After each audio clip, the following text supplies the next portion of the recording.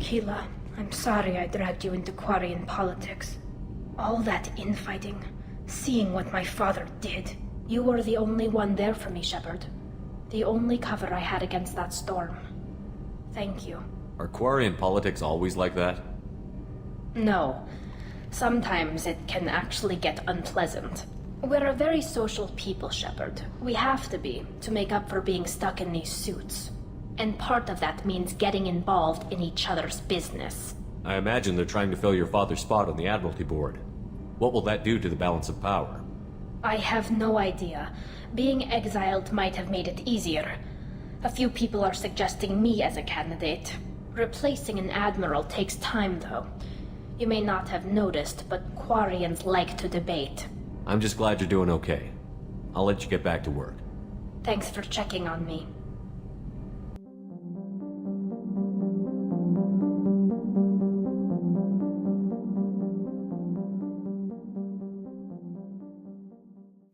Do you need something?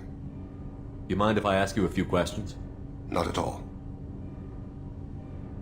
When you pray for the wicked, who exactly are you praying to? That depends on the circumstance. To find my target, I speak with Kira, Lord of Hunters. When I act to defend another, Arashu, Goddess of Motherhood and Protection.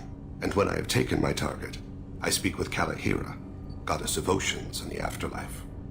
I didn't know that Drell had many gods. It's one of our older beliefs. Many embrace the Hanar and Kindlers now, or the Asari philosophies.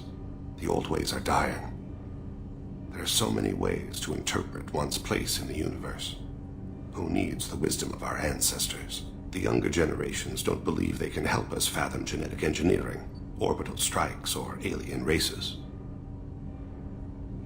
There's something else I'd like to talk about. Ask. Have a few minutes to talk? Very well. I had been recording a message for Kolyat. How are things going with him? It is difficult. All things worth keeping are. I never explained. I suppose the story of my wife's death took you by surprise. As a rule, I'm not fond of surprises. I didn't think it would be relevant. I expected to die without speaking to Kolyat again. I knew he'd blame me for Irika's death. That memory I mentioned before. Laser dot trembles on the target's skull. The smell of spice on a spring wind. Sunset, eyes defiant in the scope. That was Irika. That was how I met her. She saw my targeting laser as she walked by and threw herself in the way.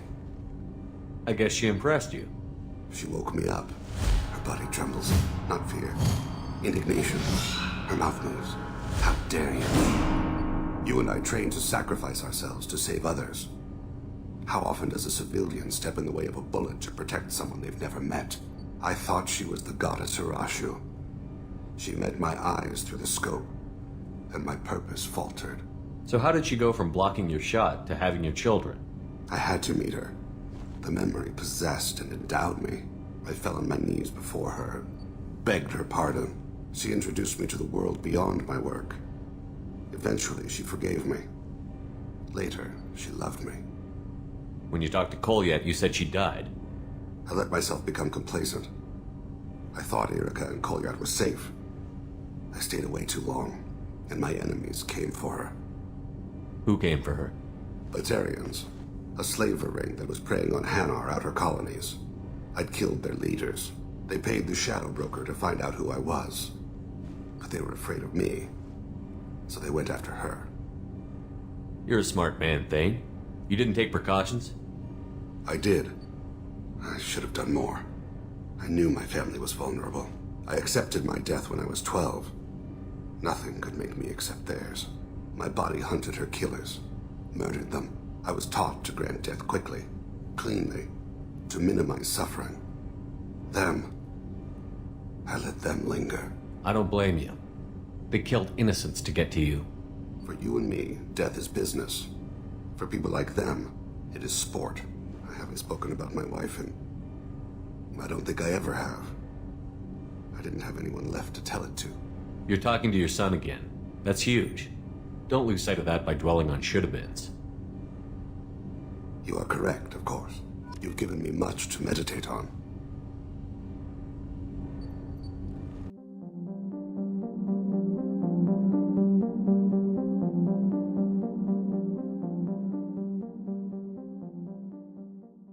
Commander, what can I do for you? You have a minute, Miranda? Of course. I'd been meaning to speak with you, in fact.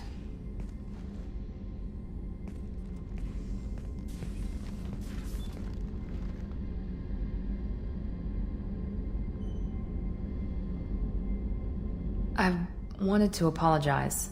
I didn't fully believe you'd be up to the task, and it seems I was wrong. Frankly, based on what I've seen, I wish Cerberus had recruited you earlier. I wish your people had made the offer. I looked at your track record as you hunted Saren. I saw the choices you faced. You'd fit in fine here, and we'd be lucky to have you. Too many join us out of simple xenophobia. We need more people here for the right reasons. With your intelligence, you could have landed any job you wanted. Why choose this? Because I still envy the time Mordin spent with the Special Tasks Group, working with people as smart as he was. Cerberus never tells me that something is impossible. They give me my resources and say do it. And they've given you even more. A new life, a new ship, the elusive man's personal attention. What? You disapprove? No. I'm just impressed. You're... well, look at you. A kid from the slums of Earth. No family, little formal education.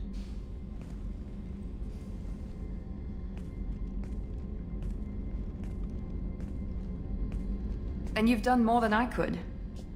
Despite everything my father did to make me perfect, you're the best humanity has to offer. Does it always have to come back to your father's genetic tailoring? This is what I am, Shepard. I can't hide it. The intelligence, the looks, even the biotics. He paid for all of that. Every one of your accomplishments is due to your skill. The only things I can take credit for are my mistakes. Wait a minute. Are you jealous? Don't be absurd. The genetic mutt that the elusive man put in charge. That must sting. First, it's not a competition. Second, based on your combat records, you're practically a perfect bloody human specimen. Perfect human specimen, huh? Don't get cocky. I'm the one who put you back together, remember? And I do damn good work. You certainly do.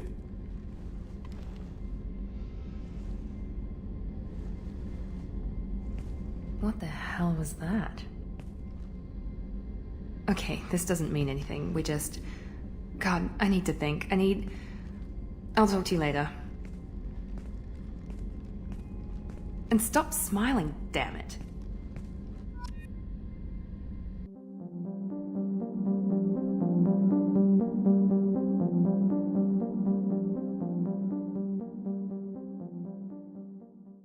Shepard, how can I help?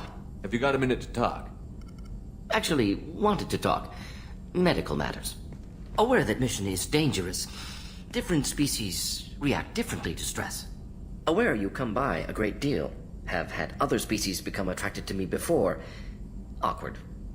Not interested. You've had members of other species make a pass at you? Constantly. Very awkward. Skin tone apparently attractive by Turian standards. Subset of Krogan sexual deviants enjoy Solarian flexibility. More cartilage and skeletal structure. Asari offers intriguing, actually. Wonder why. Transspecies pheromones unlikely to work. Must be neurochemical. I don't feel that way about you either, Mordin, but thank you for bringing it up. Good. Appreciate clarification. Cross-species body language. Awkward. Movements of your lower eyelids suggestive by Solarian standards. Glad you stopped by. Cleared the air.